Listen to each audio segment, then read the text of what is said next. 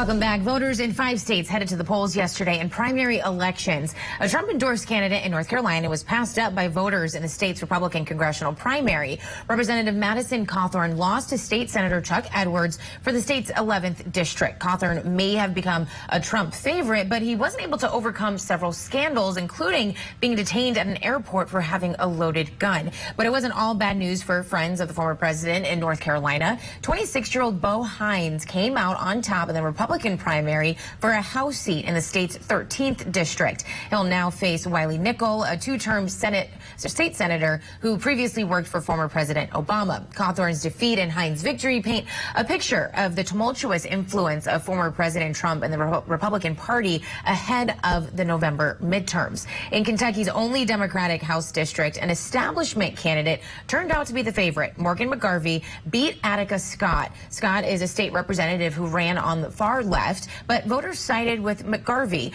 the Democratic leader in the state Senate. It's too close to call in Pennsylvania for the Republican nomination for U.S. Senate. Right now, celebrity Dr. Mehmet Oz and former hedge fund CEO David McCormick are locked in a tight race as thousands of mail-in votes have yet to be counted. Newsy's national political correspondent Alex Miller is in Philadelphia. Alex, where does this race stand right now? Well, Jay, it is still razor thin right now. About 0.2 percentage points separates Oz and McCormick. About 2,500 votes. They still got, as you said, a ton of mail-in ballots to count from a few of the counties that only have roughly 75% of their votes in.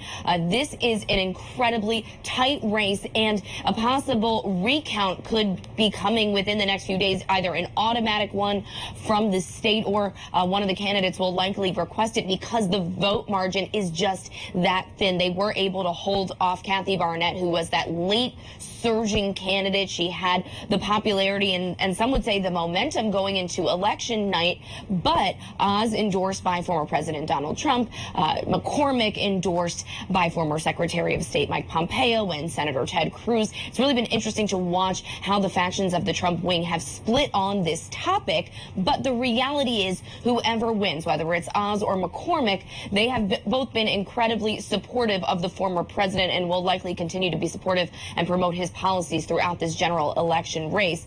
I also want to talk about the Democratic race. John Fetterman won handily over a handful of candidates, including Pennsylvania Congressman Connor Lamb, who a lot of people, I think, thought might have been the future of the moderate wing of this party, someone that might have been able to show what a win could look like in these purple states.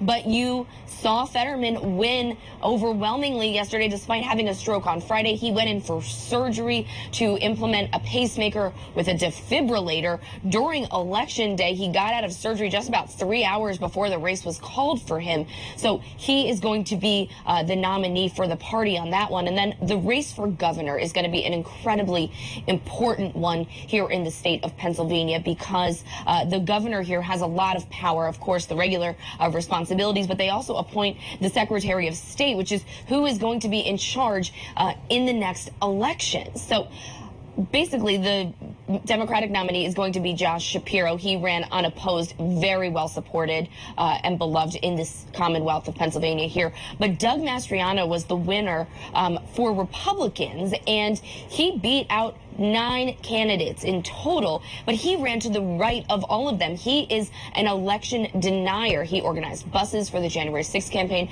and promoted a lot of conspiracy theories relating to the election. He didn't want to see Pennsylvania's election results certified. And so if he is to become governor in November, the next presidential election could hang in the balance, and we could see a completely different result in terms of certifying election results than we saw in 2020. One other thing I just want to add, the current governor, Tom Wolf, has vowed to veto any anti-abortion legislation that comes across his desk.